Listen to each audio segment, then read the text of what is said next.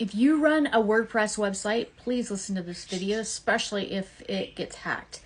So my website got hacked by Anonymous Fox. Nobody knows who Anonymous Fox is in the cyber world, but he's fierce, right? He goes in there and he really messes things up. He even changes your password, and so you can't get in. And then Google is, shutting your website down so you can't log in. It's a mess.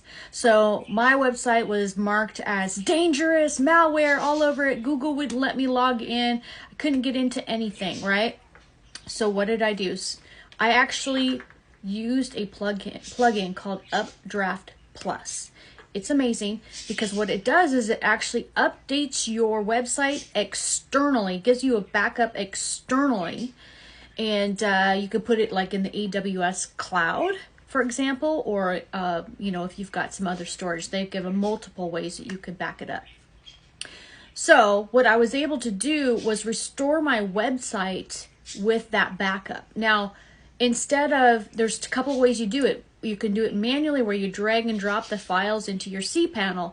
But what I did is I went to DuckDuckGo because it doesn't have the same shutdown stuff as Google does and Safari and all this. So I went to DuckDuckGo and I was able to log into my admin panel and just restore my website. It removed all the malware, and my site is fine now. Now it's just going through the approval process.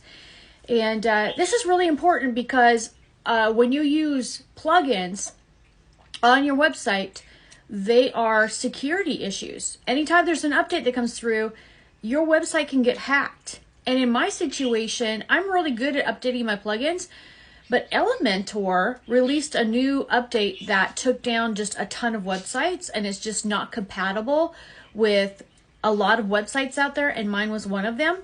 So I couldn't update the latest update because what it did is it took out my whole website. So I restored my backup and used an older plugin that they told me to use, but that plugin has a security issue.